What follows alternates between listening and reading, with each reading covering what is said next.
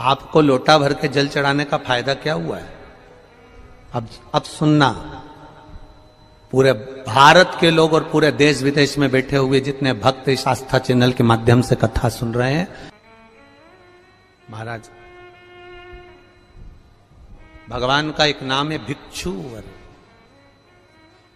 और भिक्षुवर अवतार की कथा कल चल रही थी। भगवान शंकर जब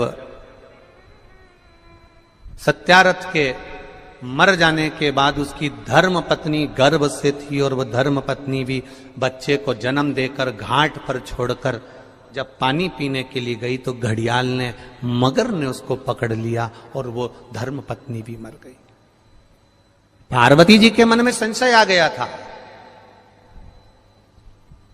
पार्वती जी के मन में संशय प्रकट हो गया था कि ये शंकर भगवान की उपासना करता है, ये शिव का भजन करता है। राजा सत्यारथ शंकर भगवान को जल चढ़ाता है, राजा सत्यारथ भगवान शंकर की आराधना करता है, शिव की आराधना करता है। उसके बाद भी इसके प्राण छूट गए। इसकी धर्म पत्नी वो भी भगवत भजन में डूबी रहती है, उसके प्राण छूट गए। इसकी राज सत्ता चली गई, उसका वैभव चले गया, उसका बच्चा नदी के घाट पर पड़ा हुआ है। शिव जी के सामने प्रश्न का अंबार था, भगवान शंकर के सामने ढेर प्रश्न थे।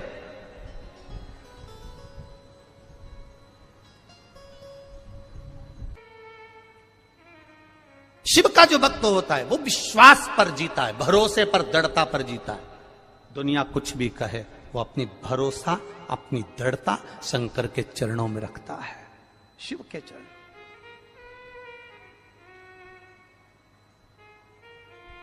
पार्वती, तुमने राजा सत्यारथ का जीवन देखा है, तुमने राजा सत्यारथ के लिए, तुम कह रही हो कि राजा सत्यारथ पूजन करता था, पाठ करता था, अर्चना करता था, शंकर को जल चढ़ाता था, शिवालय जाता था, और उसकी धर्म पत्नी भी जल चढ़ाती थी, शिवालय जाती थी। उसका बच्चा पड़ा हुआ है, उसका पूरा वैभव चले गया। शंकर की आराधना करने वाले को इतना कष्ट होगा, शिव की आराधना करने वाले को इतना दर्द होगा, शंकर की आराधना करने वाले को इतना दुख होगा, ये तो होना नहीं चाहिए था। ये दुख कैसे आया?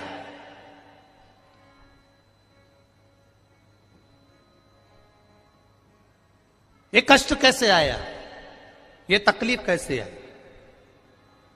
शिव जी ने कहा, पार्वती चल मैं तुझे घुमा के लाऊं, और घुमाया। जलाशय में पार्वती जी को पूरी लीला का दर्शन करा दिया कि पूर्व समय के भोग के कारण, पूर्व समय के दूसरे का सामान ले लिया था, दूसरे के घर पर आक्रमण कर दिया था, दूसरे का वैभव चुरा लिया था, दूसरे का धन चुरा लिया था, दूसरे की सत्ता चुरा ली थी।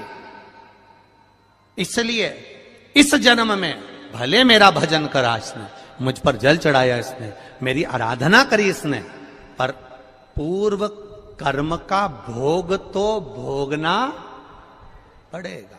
हम पहले भी कथा में कहे, तुम वेद पुराण को मानो ना मानो,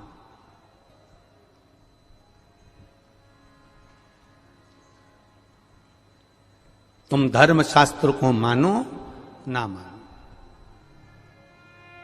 तुम अपने बड़ों को मानो ना मानो, तुम अपने गुरु को मानो ना मानो, पर इतना जरूर मानकर चलना कि कर्म का भोग तो परमात्मा को भी भोगना पड़ा, तो अपन तो मनुष्य हैं, भोगना पड़ता ही है, पड़ेगा।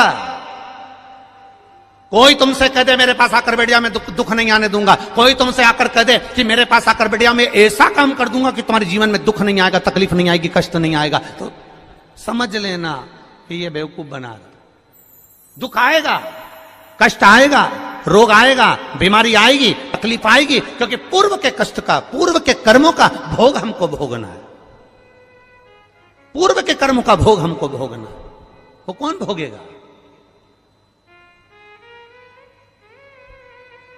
तुम्हारी कमाई के हिस्सेदार होते हैं तुम्हारी पत्नी, तुम्हारे घर के माता पिता, तुम्हारे भाई बंधु और तुम्हारे बच्चे तुम्हारी कमाई के हिस्सेदार होंगे। पर एक बात अपनी जिंदगी में उतार कर रखना, तुम्हारे कर्म के हिस्सेदार नहीं होंगे कि तूने कमाया कैसा था। तुम्हारी कमाई के हिस्सेदार तुम्हारी पत्नी भी होगी, तुम्हारे बच्चे भी होंगे, बेटा भी होगा, बेटी भी होगी, माता भी होगी, पिता भी होंगे, भाई भी होंगे, बंधु भी होंगे, बहनें भी होंगी, उनके सारे रिश्तेदार होंगे, तुम्हारी कमाई के हिस्सेदार होंगे। और तुम्हारे कर्म के हिस्सेदार नहीं हो सकते। कर्म का भोग तो तुझे अकेले ही भोगना है। तब वो परमात्मा भी कहेगा कि तेरा क्या होगा रे कालिया। फिर वो भी कहेगा कि होगा क्या, क्या कर्म करेगा। कोई दूसरा नहीं भोगेगा, हमें भोगना है, हमें।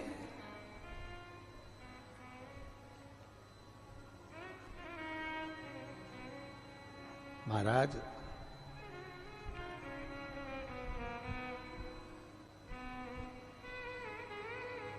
कर्म का भोग तो भोगना, कोई दूसरा नहीं भोगने वाला।